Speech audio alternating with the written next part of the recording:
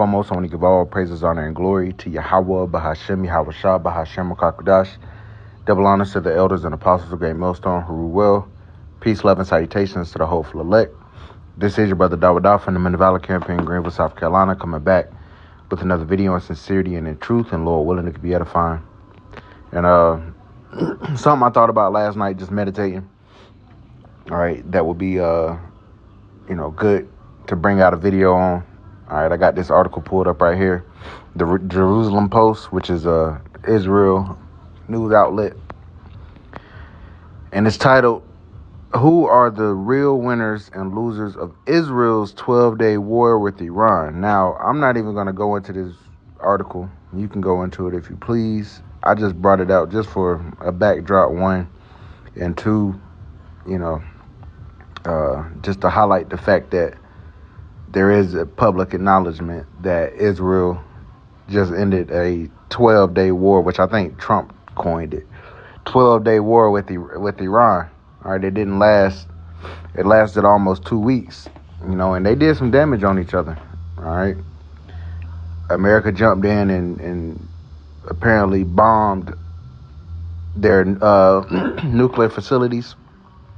And now there's a lot of confusion coming out as far as how far set back, it put the Iranians. Some were saying only months. Now they're coming out and saying it pushed it back for years. All right, so, you got some confusion in that. And the Iranians are pretty much saying, Scott Ritter actually is coming out and saying that they've been moved the uranium and shit, so they, it might just be some external damage to the facilities or some of the entrances, but the uranium is intact, and they could be moving toward creating a nuclear bomb now, and that's if they don't already have them, because now these other nations, their allies, are coming out and saying, hey, in the light of how America and Israel showed their hand, we'll give you a nuclear missile.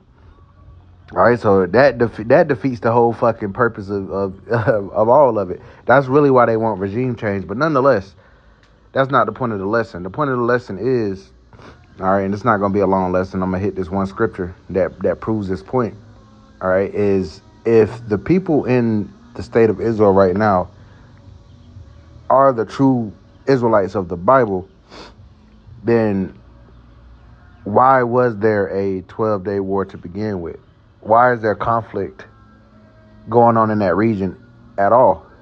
Because prophecy states that when Israel goes back home, everybody is going to be following the ways of them, the laws, statutes, commandments of Yahweh, Bashem, Yahweh Shai, and there wouldn't be any more war. So this 12-day war, just alone, not, on top of everything else, the other conflicts going on, but this 12-day war alone between Israel and Iran is proof that they are not the people. All right, let's get into it. Isaiah chapter 2 and verse 1. The word that Isaiah, the son of Amos, saw concerning Judah and Jerusalem. All right, and not just, so, a lot of times you'll see like Judah and Israel, meaning the northern and the southern kingdom. Right now, they call themselves Jews, and Jew is just short for Judah. So what about the other tribes? All right, we don't hear any public acknowledgement of the other tribes. We just hear Jews, all right, which represents one tribe, the head tribe of Judah. But what about the other 11 tribes? All right. Verse 2, it says, "And it shall come to pass in the last days." All right. So in the end, all right. So this didn't come to pass yet. It says that the mountain of the Lord's house, all right, the government, the establishing ruling body, house shall be established at the top of the mountains. So it's going to be established at the top of all governments. All right. Now, those 1948ers, yeah, they are established at the top of governments. They do rule over the earth, but the scriptures say that the earth is given into the hand of the wicked. He covereth the faces of the judges thereof, if not, wherein who is he? So they fulfilled that. All right, but let's continue on. It says, "And shall be exalted above the hills, and all nations shall flow unto it." All right. Are all nations flowing into Israel right now? No, they're in conflict with all the Arab nations around them. Now they're in league with America, and they're in league with most of the other European nations, but they also happen to be Edomites. All right, so that all nations isn't flowing into Israel right now. All right, in that regard. Verse 3, and many people shall go and say, come ye and let us go up to the mountain of the Lord, to the house of the power of Jacob, and he will teach us of his ways. So are these different Muslim nations,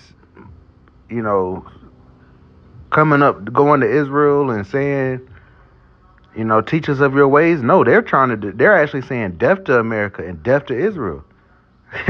So that's a contradiction right there, man. All right, what do y'all have to say about that?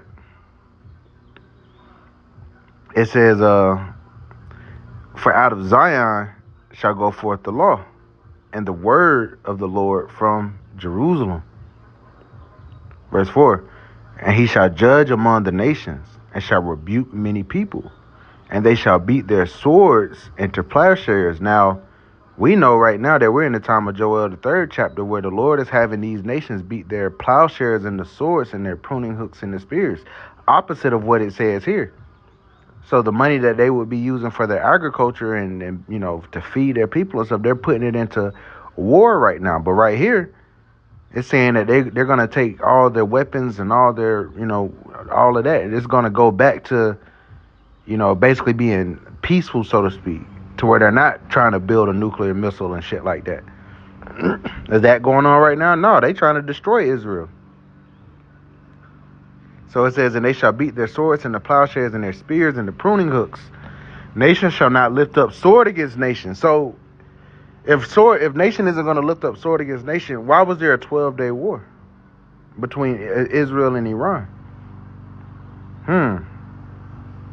It says, neither shall they learn war anymore. So there shouldn't have been a war at all if they were the people, if they were fulfilling the Lord's people going back to that land. So they're frauds. Because according to prophecy, they don't match up with prophecy. But what they do match up with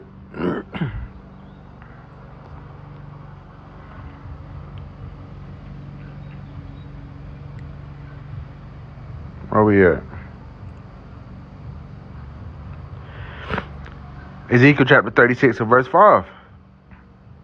It says, therefore thus said the Lord, power, surely in the fire of my jealousy have I spoken against the residue of the heathen and against all Idumea. Now Idumea is Greek for Edom, all right, meaning red, and those people are whom the Lord have indignation forever.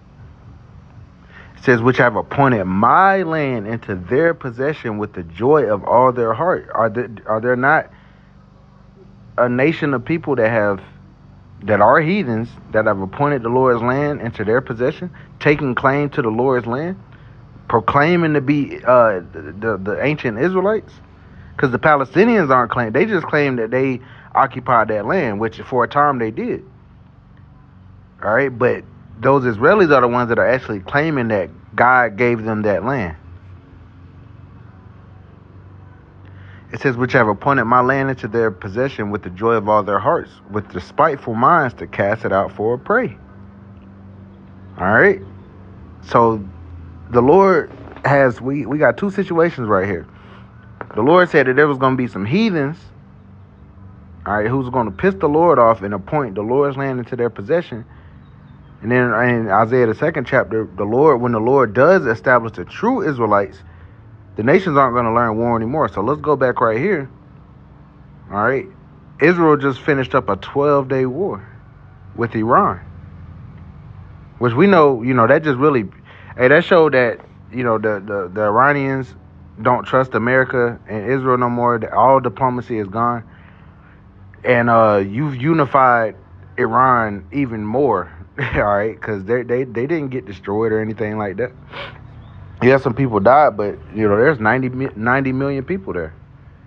All right, but nonetheless, if the Israelis over there are supposed to be the people of the Lord, why was there a 12-day war? According to prophecy, when the Israelites get back to that land, the nations will not learn in war anymore. But of course, nobody has an answer for that. Why? Because you're not the people.